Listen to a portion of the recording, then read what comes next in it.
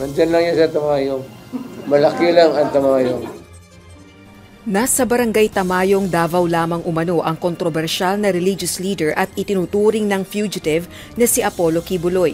Ayon kay dating Pangulong Rodrigo Duterte, kailangan lang isa-isahin ng mga otoridad ang mga istruktura sa lugar para matagpuan ito.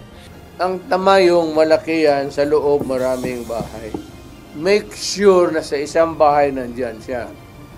Because for every bahay, it should be a different search.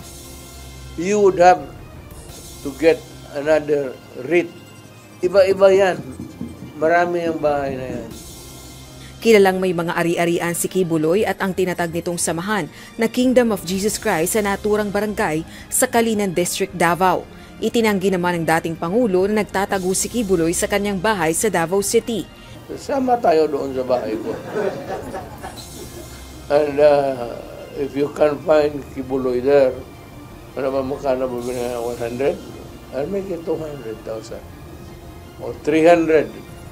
Or even 500. Ibuhos ko na lang yung pera ko para maligaya kayo kung makita niyo si Quiboloy. Sa bahay ko. Bilang abogado, pinayuhan din ni Duterte si Quiboloy na harapin ang mga kasong isinampa laban sa kanya sa korte. Subalit kung duda umano itong magkakaroon ng patas na pagdinig sa ilalim ng administrasyon ni Pangulong Ferdinand Marcos Jr., pinayuhan niya itong wag nang lumabas sa Tamayong. As a lawyer, I would say that you can go to court and fix your case and post a bail ban. That would be an option.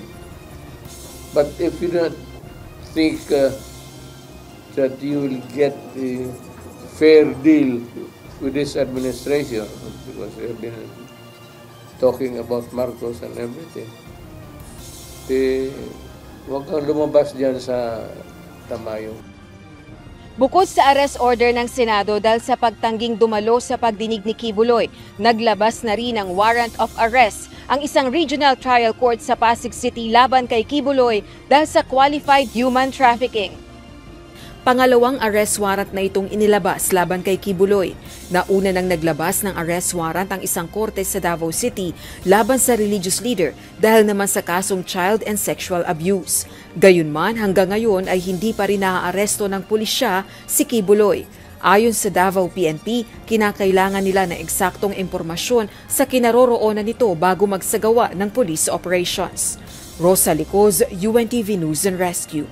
Diyos ang aming sandigan, serbisyo publiko ang aming pinahahalagahan.